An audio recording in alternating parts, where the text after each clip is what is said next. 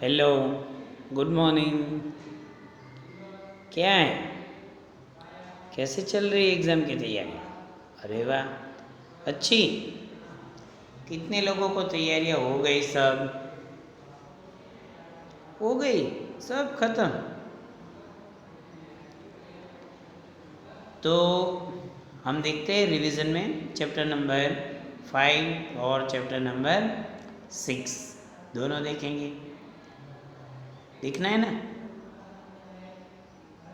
Lecture तो हमने देख लिया, फेयर बुक भी आपकी कंप्लीट हो गई। तो अब आप रिवीजन का ये वीडियो देख लो, तो आपका क्या होगा फ़ायदा कि आपको जल्दी से सब रिवीजन हो जाएगा, है ना? और काम भी इजी। तो chapter number 5 and chapter number 6 दोनों का हम रिवीजन देखते हैं। क्वेश्चन आंसर देखेंगे, चैप्टर देखेंगे, शब्दार्थ देखेंगे और भाषा संसार देखेंगे, है ना? तो इसका मतलब है कि हमारा सब रिवीजन हो जाएगा। तो आपका काम भी बन गया इजी, बन गया ना? चलो देखते हैं। कबीर के दोहे।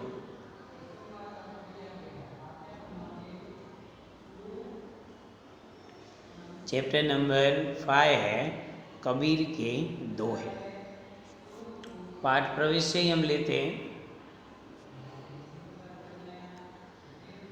कबीर अपनी भाषा, दोहों एवं उलटवासियों के लिए जाने जाते हैं। कवि भक्ति काल के महत्वपूर्ण कवियों में से एक थे, जो कि अपने काव्य के माध्यम से समाज सुधारा का कार्य भी करते थे। वे प्रत्येक धर्म की रूढ़ियों को उजागर करके लोगों को इनसे बाहर निकलने का संदेश देते थे। क्या था उसका मेन कार्य? कि वो सबको समझाने का और सब धर्म एक है ऐसी बातें कहते थे। जिस धर्म में भी कुछ भी गलत है तो वो हटाने के लिए भी कहते थे। और वो किस में मानने वाले थे? सर्वधर्म समभाव में, कि भी धर्म एक है, हमें धर्म को लेकर लड़ाई झगड़ा करना चाहिए नहीं। इसीलिए वो कैसे हैं? समन्वयकारी संस्कृति मानने वाले थे। कैसे? समन्वयकारी संत थे वो। देखो, कबीर भक्ति काल के महत्वपूर्ण कवि में से एक थे, जो अपने काव्य के माध्यम से समाज सुधारा। ये बात महत्वपूर्ण है यहाँ पे। क्या कार्य करते थे? समाज को सुधारने का कार्य करते थे, है ना? बड़ी बात। और वो भी अपने काव्य के माध्यम से, जो हम पढ़ने वाले हैं दोहे, उनके माध्यम से वो समाज सुधारा का भी कार्य करते थे। वे प्रत्येक धर्म की रूढ़ी मतलब कैसे? गलत बातें जो कितने सालों से ऐसे ही चलती आ रही है, सबको पता है कि गलत है, लेकिन कोई उसे निकालने की हिम्मत नहीं करते। तो ऐसी जो रूढ़ियाँ है उसको उजागर करके लोगों को इनसे बाहर निकालने का संदेश देती थी। जो ऐसी रूढ़ियाँ थी उसको उजागर करते थे कि ये जो है वो गलत काम है, ये जो रास्ता है ये गलत है, आपने इसे धर्म के साथ जोड़ दिया है, लेकिन ये धर्म में है नहीं। तो ऐसी बातें करते थे और बाहर निकालने का संदेश भी देते थे, सही बात भी बताते थे। ऐसा नहीं है कि सिर्फ गलत बातें ही दिखाते थे कि ये जो कार्य है वो गलत है, साथ में क्या करते थे? जो सही बात है वो भी बताते थे। तो वो बड़ी बात है। हम कह देते कि ये झूठ है, लेकिन हमें पता नहीं होता कि सही क्या है, सही तरीका क्या है। तो वो भी महत्वपूर्ण है ना, है ना? बड़ी बात। तो देखते हैं कबीर के दोहे। काल करे सो आज कर, आज करे सो अब, पल में परलय हो गई, बहुरे करेगा कब। कल का काम है वो आज करने की बात है। और आज मतलब कब? अब भी स्टार्ट कर दो वो काम। काल करे सो आज, आज करे सो अब भी कभी स्टार्ट करो वर्क। हम कल के ऊपर डाल देते कि ये काम कल करेंगे, कल तो कभी होता नहीं है। पल में ही परले होएगी बहुरी करेगा कब? तू ये काम कब करेगा? क्या बता रहे हैं कि पल में परले हो ही गई, तो तू काम ये कब करेगा? नष्ट होना, संहार हो जाएगा। क्या है, समय का कुछ पता है? बहुरी मतलब फिर पीछे, कुटुंब मतलब कुनबा परिवार। देखो, काल करे सो आज, आज करे सो अब, पल में परलय होएगी बहुरी करेगा कब? ये लाइन भी याद रखना है आपको कि काल करे सो आज कर, आज करे सो अब, पल में परलय होएगी बहुरी करेगा कब? है ना। बुरा जो देखन में चला, बुरा न मिलिया कोई, जो मन खोजा आपना, मुझसा बुरा न कोई। कबीर जी कहते हैं कि मैं बुरा देखने के लिए निकला था, कि बुरा जो देखन में चला, बुरा न मिलिया कोई, मुझे कोई बुरा इंसान ही नहीं मिला। जो मैंने खोजा आपना, मुझसा बुरा न कोई। अपना मन जब खोजा तब पता चला कि मैं ही बुरा हूँ जो दूसरों को बुरा बोलने निकला हूँ। पहले तो हम होंगे ना बुरे, तो हम अच्छे होंगे तो सब अच्छे होंगे। उसमें मैंने वो द्रोणाचार्य की बात बोली थी, युधिष्ठिर और दुर्योधन की। दुर्योधन को कोई अच्छा इंसान मिला नहीं, और युधिष्ठिर को कोई बुरा इंसान मिला नहीं, क्योंकि युधिष्ठिर की सोच ही अच्छी है कि बुरा है ही नहीं कोई, और वो है दुर्योधन, उसको लगता है कि कोई अच्छा ही नहीं है, तो ऐसे ही मिलेंगे ना, कोई मिलेगा नहीं उसको। तो इसीलिए यहाँ पे बता रहा है कि बुरा जो देखन मैं चला, बुरा न मिलिया कोई, जो मन खोजा अपना, मुझसा बुरा न कोई। मुझे अपने से ही बुरा कोई मिला नहीं, कि मैं ही बुरा हूँ, हमसे कोई बुरा है नहीं। जब तू आया जग में लोग हंसे तू रोई, ऐसी करनी न करी पाछे हंसे सब कोई। कि जब तू आया जग में, कि जब तू आया जगत में लोग हंसे तू रोए। कि जन्म हुआ, इसका जन्म होता है तब लोग कहते हैं ना कि ये अच्छा है, चलो ये अच्छा हो गया, सब खुश होते हैं। लेकिन जो जन्म लेने वाला है वो तो तब छोटा होता है तो रोता है। ऐसी करनी न करी पाछे हंसे सब कोई। हाँ, जब तू आया जग में तब तू रोता था और लोग हंस रहे थे,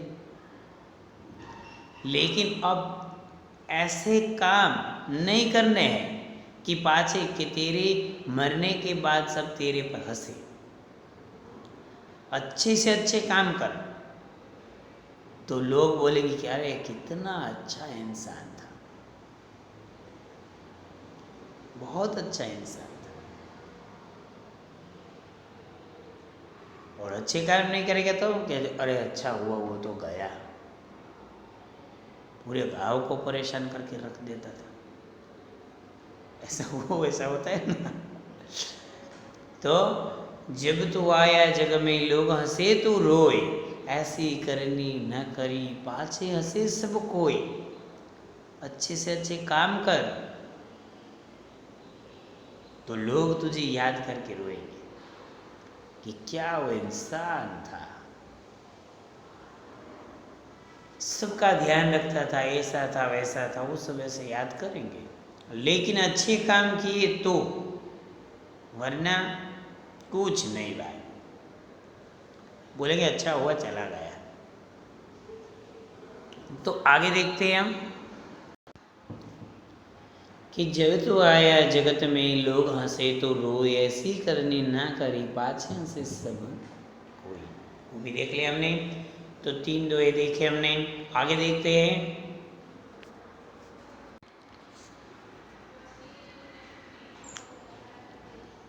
साईं इतना दीजिए झामी कुटुंब समाए, मैं भी भूखा ना रहूं साधु न भूखा जाए। साईं मतलब भगवान, कुदरत, कि मुझे इतना दीजिए कि मैं खा सकूं, मेरा कुटुंब है, परिवार जो है वो भी खा सके, और कोई भिक्षुक भीख मांगने के लिए आए वो भी भूखा न जाए। इसका मतलब है कि मैं भी भूखा न रहूं और साधु न भूखा जाए। कितना मांगने की बात कही है यहाँ पे? कि मुझे इतना देना बस भगवान कि मैं तो भूखा ना रहूं, मेरा कुटुंब परिवार है वो भी भूखा ना रहे, और मेरे घर पे आए कोई भिक्षुक भीख मांगने के लिए आए तो वो भी साधु भी बेचारा भूखा नहीं जाना चाहिए, सुतना चाहिए।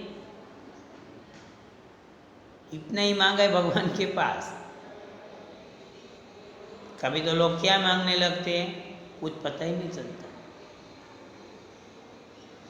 धीरे धीरे रे मना धीरे सब कुछ होय, माली सींचे 100 घड़ा ऋतुआए फल होय। देखो कितनी महत्वपूर्ण बात है कि धीरे धीरे सब काम धीरे धीरे टाइम के हिसाब से होता है। माली सींचे 100 घड़ा ऋतुआए ही फल होए।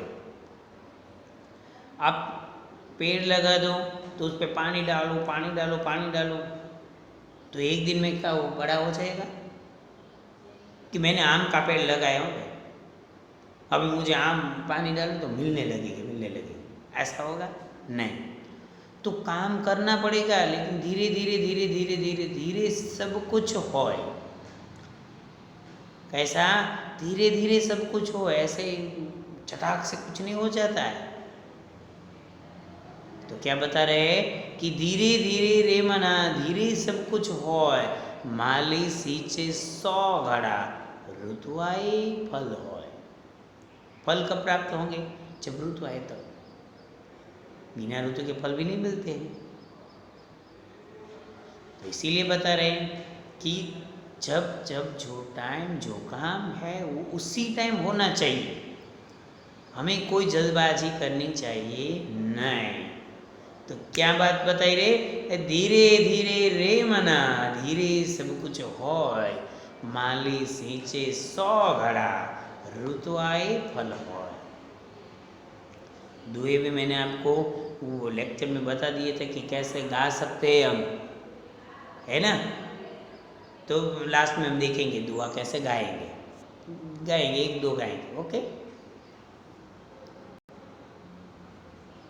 रात गवाई सोए के, दिवस गवायो खाए।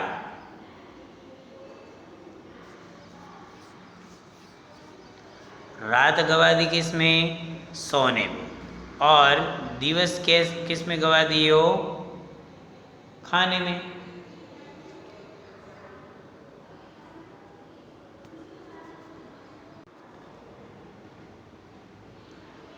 रात गवाई सोए के, दिवस गवायो खाए।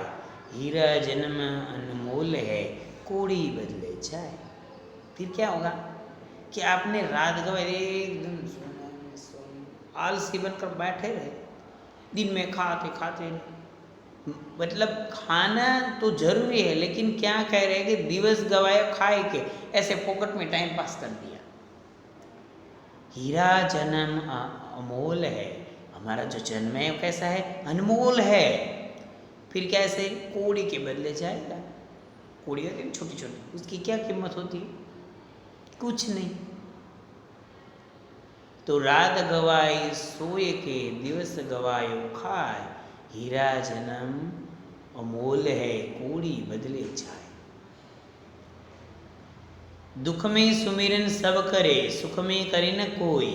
जो सुख में सुमिरन करे, तो दुख काहे को होय। क्या है, दुख आता है तब भगवान का भजन करने लगे, भगवान मुझे बचा लो, भगवान मुझे बचा लो। ये क्या है, क्या हो रहा है?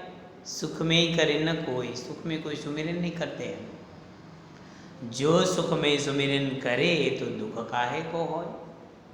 सुख में भी भगवान को याद करेंगे तो दुख आएगा ही नहीं, है ना। तो दुख में ही सुमिरन सब करे, सुख में करे न कोई। जो सुख में सुमिरन करे तो दुख काहे को होय, तो दुख आएगा ही नहीं। बड़ा हुआ तो क्या हुआ, जैसे पेड़ खजूर, पंथी को छाया नहीं, फल लागे कि दूर। खजूर का पेड़ देखा है ना, कितना बड़ा होता है, लंबा एकदम। तो ऐसे क्या, पंथी मतलब रास्ता, रास्ते पे निकलने वालों को छांव मिलेगी नहीं। फल क्या कहाँ पे लगेगी, इतनी ऊंचाई पे। तो क्या बता रहे हैं कि बड़ा, इतना भी बड़ा नहीं होना कि किसी को कुछ काम नहीं लगे। काम लगो ऐसे ही बड़े हो जाओ, बड़े होना है, लेकिन खजूर के पेड़ के जैसा नहीं कि किसी को काम भी नहीं आए। तो बड़ा हुआ तो क्या हुआ, जैसे पेड़ खजूर, पंथी को छाया नहीं और फल लागे अति दूर। ऐसा बड़ा होकर क्या करना, है ना। तो ये इन दोहों में हमें देखने को मिल रही बात है।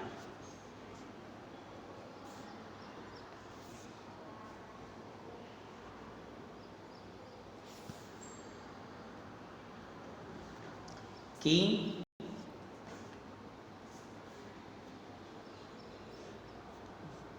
काल करे सो आज कर, आज करे सो अब, पल में परले हो ही गई, बहुरी करेगा कब।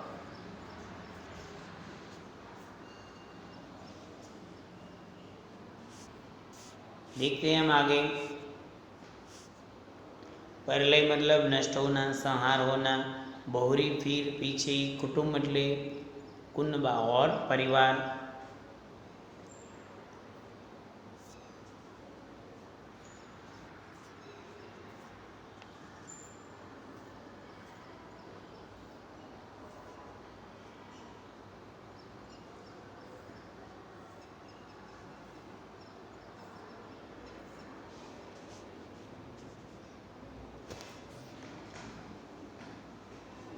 अमोल, अमूल्य, बहुमूल्य यानी कि मूल्यवान।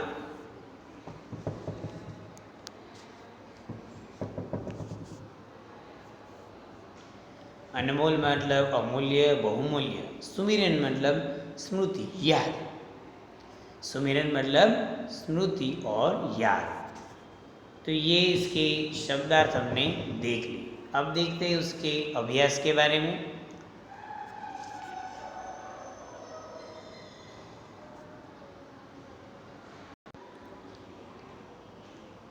परलय से संत कबीर का क्या अर्थ है? परलय से संत कबीर का अर्थ समय के बीत जाने तथा व्यर्थ में नष्ट हो जाने से है। कबीर को किससे बुरा कोई नहीं मिला? कबीर को स्वयं से बुरा कोई नहीं मिला। यदि लोग सुख में सुमिरन करेंगे तो क्या होगा? यदि लोग सुख में सुमिरन करेंगे तो दुख नहीं होगा। हमें ऐसा क्या नहीं करना चाहिए कि हमारी मृत्यु के बाद लोग हम पर हंसे। तो हमें बुरे काम तथा मूर्खतापूर्ण कार्य नहीं करने चाहिए। कैसे? बुरे काम और मूर्खतापूर्ण कार्य हमें करने चाहिए नहीं। हमें बुरे काम तथा मूर्खतापूर्ण कार्य नहीं करने चाहिए। धीरे धीरे धीरे धीरे रे मना, धीरे सब कुछ होय। माली सींचे 100 घड़ा, ऋतु आए फल होय। इस दोहे में कबीर अधीर न होने की सलाह क्यों दे रहे हैं कि हमें अधीर नहीं होना चाहिए। धीरे धीरे से सब काम होते हैं, आराम से सब काम होते हैं। कबीर जी अधीर न होने की सलाह इसीलिए दे रहे हैं क्योंकि अधीर होने या उतावले होने से कोई भी कार्य समय से पूर्ण नहीं हो सकता। धैर्य रखने से तथा सही समय आने पर ही सभी कार्य पूर्ण होते हैं। अतः अधीर होना व्यर्थ है। अधीर होना क्या है?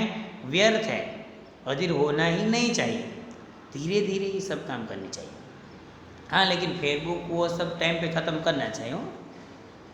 हाँ, वरना सोचेंगे कि हाँ राजेंद्र सर ने कहा है कि भाई धीरे धीरे धीरे धीरे, लेकिन सब चैप्टर तो होने ही चाहिए ना। इतनी धीरज भी नहीं रखनी है कि हम सबसे पीछे रह जाए। सबके साथ में तो चलना चाहिए ना।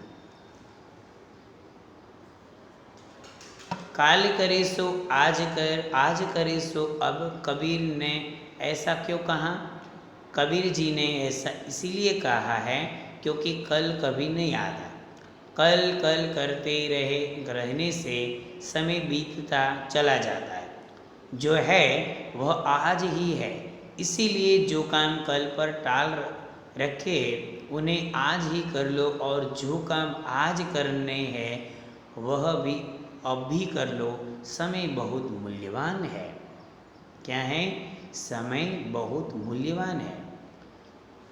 खजूर की तरह कबीर ज़्यादा बड़ा क्यों नहीं होना चाहते? खजूर का पेड़ बहुत ऊंचा होता है और उसके फल भी बहुत ऊंचाई पर ही लगते हैं।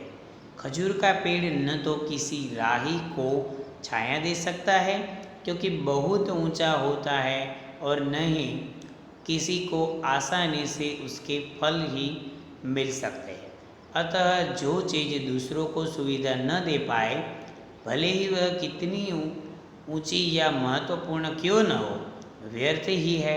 यही कारण है कि कबीर खजूर की तरह ज़्यादा बड़ा नहीं होना चाहते कि इतने ऊंचे क्या फ़ायदा होने वाला है।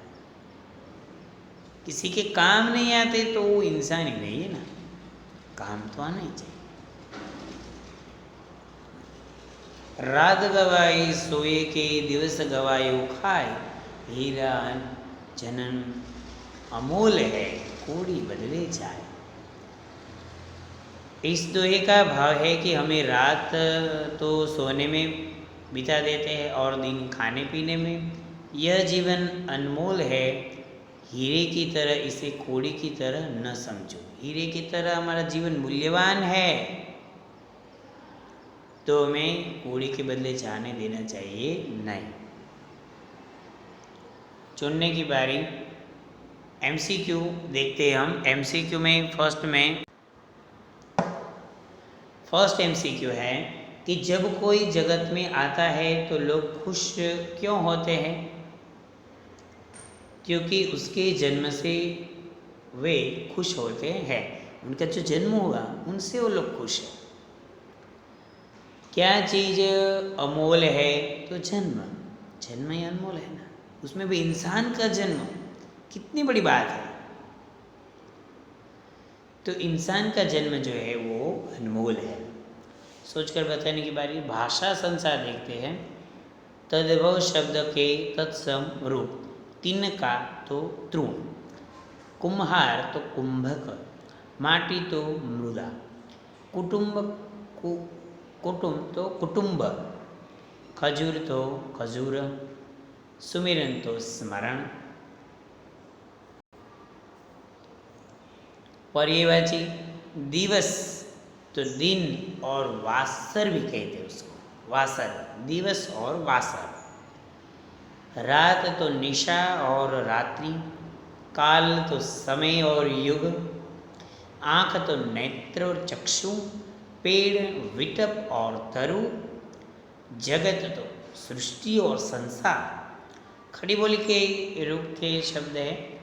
कबहु कब तक, झामे जिसमें, काहे किस लिए, डारी डालना, मोए मुझे, तोए तो तुझे। तो ये बात हम चैप्टर नंबर 5 की यहाँ पे देख लें। तो अब चैप्टर नंबर 6 है कायांतरण, तो उसके बारे में भी देख लेते हैं। दुनिया में कोई ऐसी व्यक्ति हुई है जो पहले बुरे कर्मों में लिप्त थे किंतु बाद में सत्कर्मों की ओर प्रेरित हुए। उन्हें सत्कर्मों दुनिया में कई ऐसे व्यक्ति हुए जो पहले बुरे कर्मों में लिप्त थे, किंतु बाद में सत्कर्मों की ओर प्रेरित हुए। उन्हें सत्कर्मों की ओर प्रेरित करने में किसी न किसी महापुरुष का हाथ रहा। कभी कभी ऐसा भी होता है कि कोई साधारण व्यक्ति या बच्चा अनजाने में ही अपने सरल सहज व्यवहार से किसी के बुरे स्वभाव को सद्भाव में बदलकर उसे सत्कर्मों की ओर प्रेरित कर देता है। आइए पढ़े ऐसी एक कहानी। हाँ, महापुरुषों ने किसी को समझाया और वो अच्छा इंसान बन गए। वो कई सारी स्टोरी है ऐसी, तो कई सारे हमारे सामने ऐसे उदाहरण है। लेकिन एक छोटे से बच्चे के अच्छे व्यवहार की वजह से कोई बुरा व्यक्ति है वो अच्छा बन जाता है, ऐसी स्टोरी है कायांतरण। कायांतरण तो देखते जाते हैं हम और समझते जाते हैं। वो हम थोड़ा जल्दी में लेंगे क्योंकि आपने देख तो लिए। आधी रात का सन्नाटा, नींद में बेसुधा पापा के सिरहाने बैठकर, सिरहाने मतलब सिर जहाँ पर रखा है वहाँ उसके नज़दीक देखभाल करता हुआ 8 वर्षीय श्लेष, श्लेष की उम्र क्या है? 8 वर्ष। उसी समय बरामदे की ओर से एक आवाज़ आई। श्लेष ने उठकर किवाड़ खोला और चोर चारों ओर नजर दौड़ाई। अचानक उसकी नज़र ऊंची कांच की दीवारों पर गई कि वहाँ पर कोई मानव आकृति बैठी हुई। श्लेष ने निरते हुए चांद की चांदनी में साफ साफ देख लिया।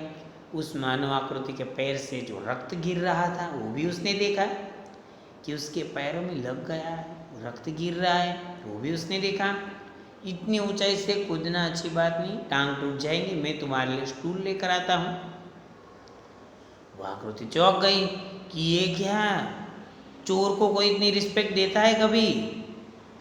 वो तो चौंक गया कि क्या है बात, जरूर ये लड़का चालाकी कर रहा है। लेकिन वो तो स्टूल लेकर आ गया।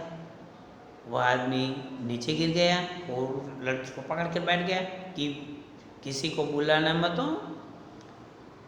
और लड़के से बात सुनकर ठकसा रहा। लड़के ने कहा कि भाई बेसुधा मतलब बिना सुध के मानव आकृति, मानव जैसे। उसे तक्षण लगा कि ये लड़का टाइम की परवाह किए बिना अभी से चालाकी करके किसी को बुला लेगा। लेकिन ये क्या, वो तो कह रहा है कि तुम्हारे पैर जख्मी हो गए हैं, लेकिन तुम दर्द से रोना या कराहना नहीं, नहीं तो मेरे पापा की नींद टूट जाएंगी। वो ऐसा बोल रहा है। चोर को लगा कि ये चालाकी कर रहा है, लेकिन यहाँ तो कुछ गलत हो रहा है। तक्षण मतलब उसी क्षण, कायांतर मतलब काया का बदलाव, मन शरीर में नए भाव का उदय, बदलाव, तो उसको कायांतरण कहते हैं। उसको लगा कि ये चालाकी कर रहा है, लेकिन ये क्या है? बोला कि भाई तुझे दर्द हुआ है, कराना मत, मेरे पिताजी की नींद टूट जाएंगी। देख, वो चोर है, उसको ऐसे आश्वासन दे रहा कि भाई तू रोना मत, कराना मत, आवाज़ मत करना, मैं तेरे लिए दवाई वगैरह ला कर रखता हूँ। मुश्किल से कई दिनों बाद आज उन्हें नींद आई है। मैं तुम्हारे लिए मरहम पट्टी का सामान लेकर आता हूँ। कहकर श्लेष तो अंदर चला गया कि भाई तू, मैं मरहम पट्टी लेकर आता हूँ, मेरे पापा को बीमारी 8 रोज के बाद आज उसको नींद आई है। वह आदमी अवाक था। अजीब लड़का है, क्या इसे यह पता है कि मैं कौन हूँ?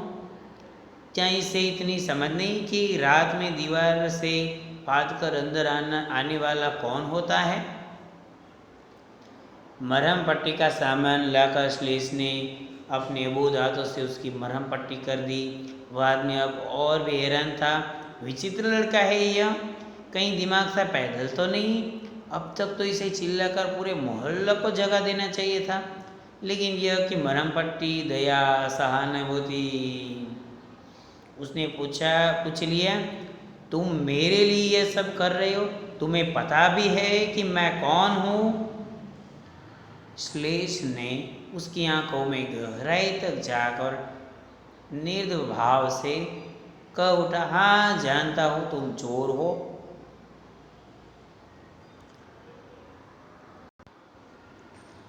श्लेष ने तो कह दिया कि हाँ हाँ भाई जानता हूँ मैं कि तुम चोर हो, लेकिन मैं चिल्ला नहीं सकता क्योंकि मेरे बीमार पापा को 8 रोज बाद नींद आई है।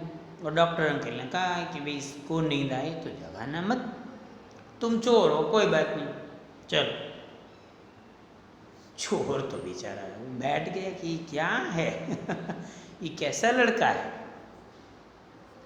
फिर क्या हुआ, चोर को भोलेपन ने चोर के इरादे के सामने चुनौती खड़ी कर दी। उसने झिझकते हुए पूछा, तुम्हारे घर में क्या सिर्फ तुम्हारे पापा हैं? हाँ, श्लेष का स्वर बेचरंगी से अत्यंत बोझिल था। और मम्मी? मम्मी को मैंने देखा नहीं। पापा कहते कि वे बहुत पहले हमें छोड़कर ऐसी जगह चली गई जहाँ से कोई वापस नहीं आता है। बोला बेचारा कि मम्मी नहीं है मेरे, पापा ये सिर्फ एक ही। कि कितना बोलो, देखो वो बेचारा मरम पट्टी कर रहा है, अभी देखो।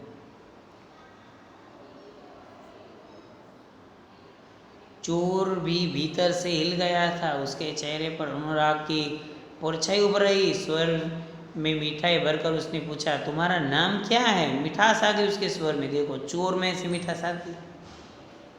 मेरा नाम श्लेष है, मगर तुम ये सब तो जानना चाहते हो। सुनो, अब तुम हमारे घर से जो कुछ भी ले जाना चाहो ले जा सकते हो। मैं ताला खोल देता हूँ। ऊपर से कूदना अच्छा नहीं, दीवार पर कांच के टुकड़े लगे हुए, तुम्हारे पैर फिर जख्मी हो सकते। श्लेष ने आहिस्ता से समझाते हुए कहा। श्लेष ने कहा कि भाई देखो, हाँ तुम चोर हो, मैं ताले खोल देता हूँ, जहाँ जहाँ लॉक हो खोल देता हूँ, तुम चोरी करके आराम से चले जाओ और दीवार से फिर से मत कूदना, क्योंकि फिर से तुम दीवार के ऊपर चढ़ोगे, फिर से कांच लग सकते हैं। उससे अच्छा है तुम ये घर का दरवाजा खोल देता, वहाँ से आराम से चले जाओ। देखो, निश्चल बाल ऋतु से चोर बुरी तरह से पराजित हो गया। देह से उसकी आंखें भीग आई, इसलिए उसकी आंखों में आंसू देखते ही अंदर को दौड़ पड़ा। दूसरी क्षण वो ब्रेड और कैप्सूल लेकर आ गया कि तुम्हें दर्द पूरा होगा, ये लो ये लो। दरअसल हमारा नौकर 10 रोज पहले ही घर का कुछ सामान लेकर दिन में ही भाग गया था। कुछ है नहीं हमारे घर में अब तो, ये खाने के लिए ये सिर्फ इससे काम चला लो। हमारा जो नौकर था वो हमारे घर में चोरी करके दिन में ही भाग गया है, अब कुछ है नहीं, 10 दिन पहले ही चला गया। चोर को लगा जैसे उसके अंदर कोई अलाव जल उठा। वो अब क्या उसको लगा कि मैं कितना गलत इंसान हूँ। मासूम श्लेष समझ नहीं पा रहा था कि ऐसा क्यों हो रहा है। अंकल आप, वो रोने लगा चोर तो, मैं बच्चा हूँ ना, मुझे बड़े आदमी से व्यवहार करना नहीं आता। वो तो अभी ऐसा बोल रहा है कि मुझे माफ़ कर देना, आप रो क्यों रहे? चोर में अब खुद को रोकने का कोई सामर्थ्य नहीं था। उसने शीश को अपनी गोद में उठाकर गले से लगा लिया। और तुम्हारे पापा जब जागेंगे तब मैं उससे एक विनती करूँगा। विस्मय से बोला उठा, क्या? यही कि आपके घर में एक नौकर चोर बनकर भाग गया था और अब एक चोर आकर नौकर बन जाना चाहता। देखो, चोर का हृदय परिवर्तित हो गया। वो कहने लगा कि एक नौकर चोर बनकर भाग गया, अब मैं आपके घर में, मैं चोर हूँ लेकिन नौकर बनकर रहना चाहता हूँ। इतना बड़ा परिवर्तन आ गया उसमें।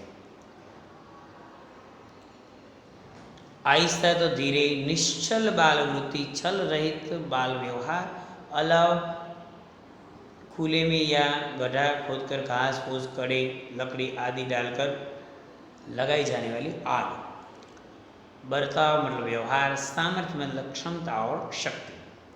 तो ये चैप्टर भी देख लिया हमने और शब्दार्थ भी देख लिए। अब आगे देखते हैं हम।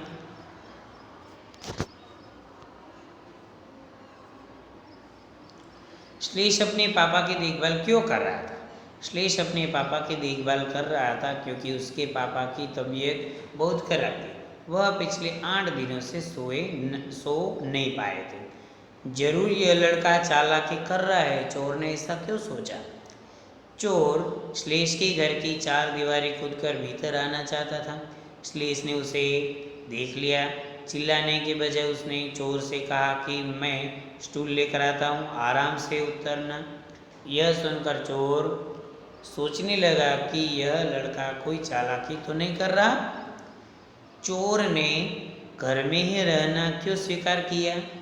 श्लेष की नेकी, बचपने और भोलेपन ने चोर का हृदय परिवर्तित कर दिया। उसने वहीं रहकर उस बच्चे की सहायता तथा उसके पिता की सेवा करने का निश्चय कर लिया। कितना मस्त है। एक छोटी सी बात कितना बड़ा परिवर्तन कर सकती है, और एक कड़वी बात कितना बड़ा नुकसान भी कर सकती है। इसीलिए कहते हैं अच्छा सोचो, सबके साथ अच्छा व्यवहार रखो।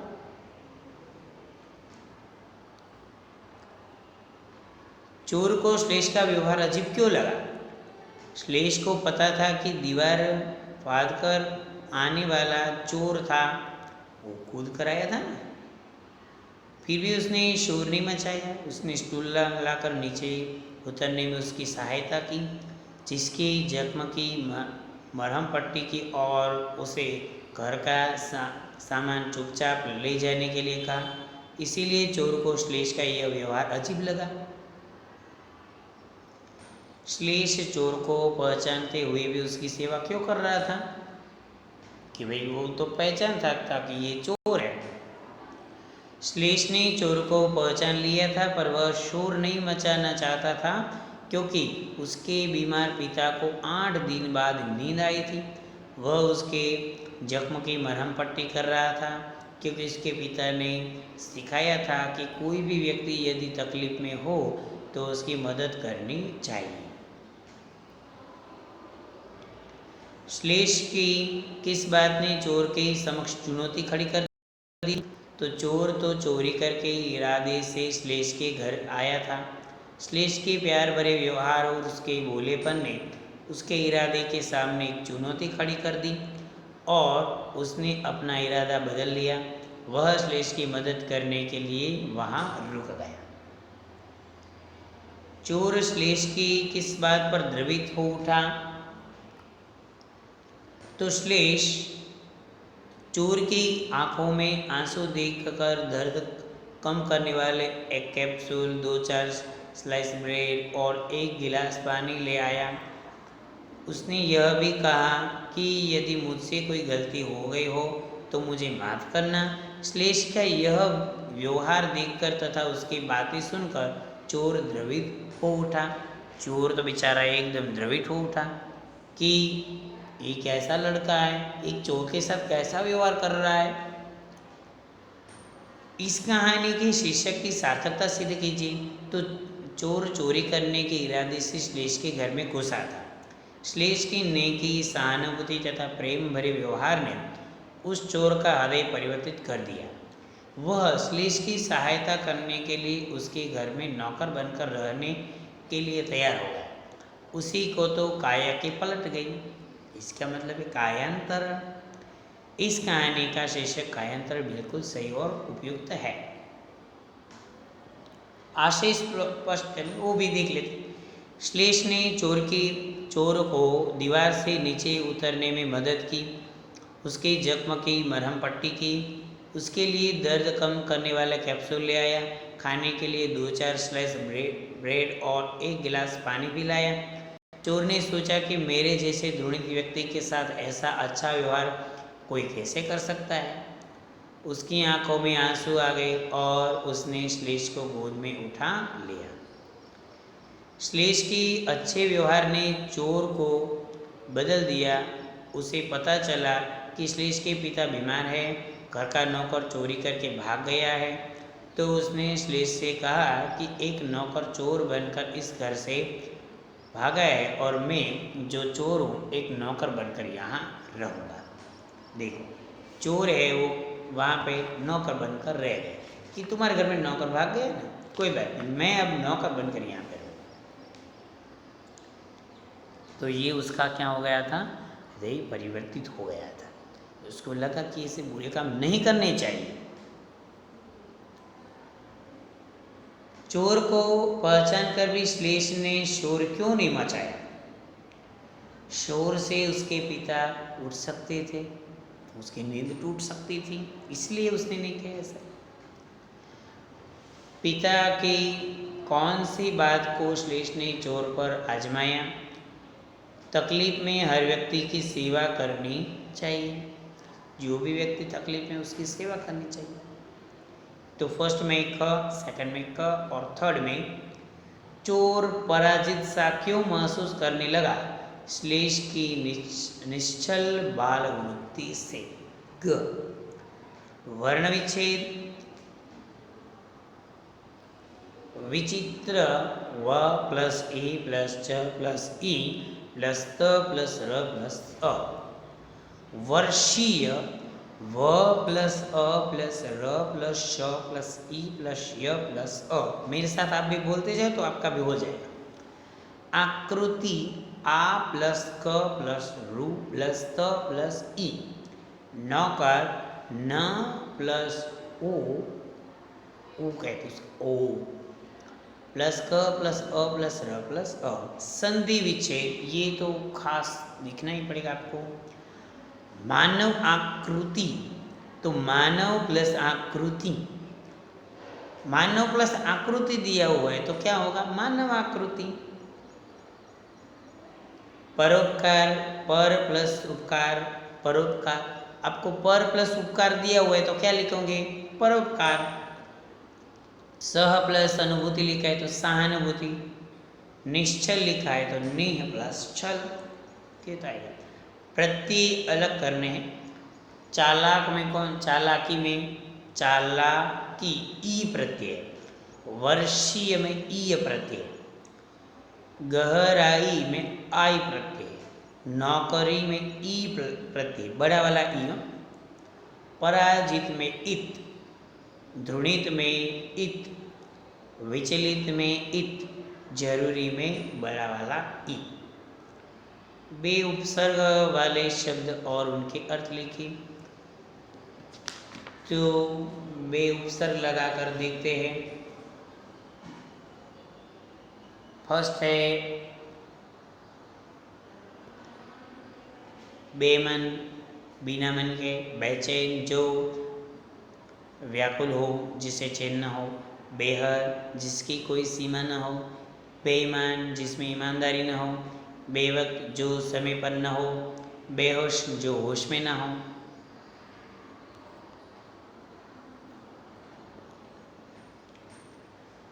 रेखांकित शब्द के वचन बदलकर वाक्य में वाक्य फिर से लिखिए। तो ये आंसर है, चोरों ने पिछले दरवाजे से प्रवेश किया। इतनी ऊंचाई से कूदने पर टांगें टूट सकती है। दीवारों पर कांच के टुकड़े लगे हुए हैं।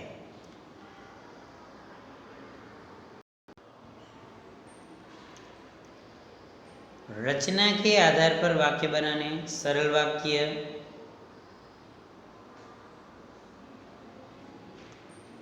मरहम पट्टी का सामान लाकर श्लेष ने अपने अबोध हाथ से उसकी मरहम पट्टी कर दी।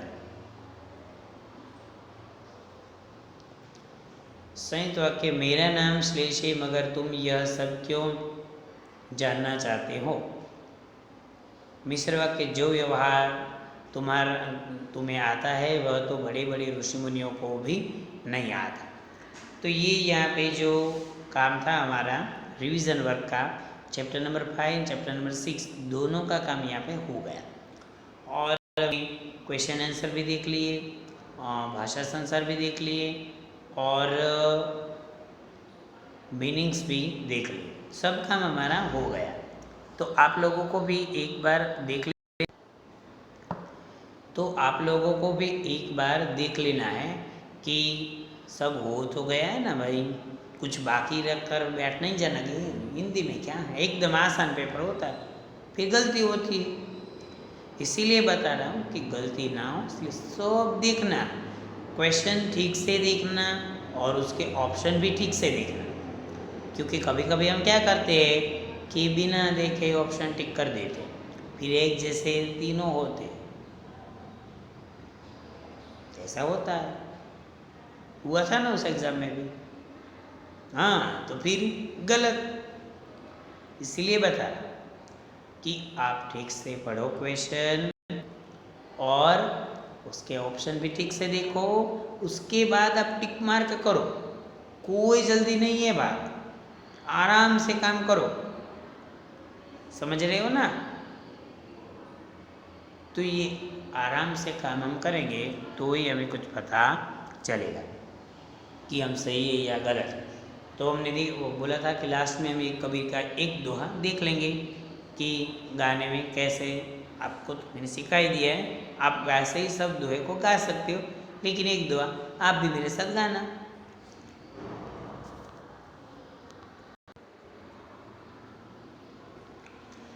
तो एक जो दोहा फर्स्ट वाला है वो हम देखते हैं, और आप भी ऐसे प्रैक्टिस करना तो आपको भी आएगा।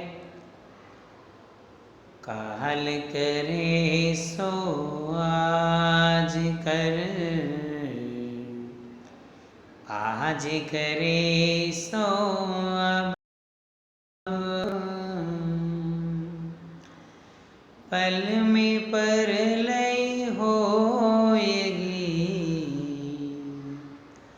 बहुरी करेगा कब कबीरा, बहुरी करेगा कब।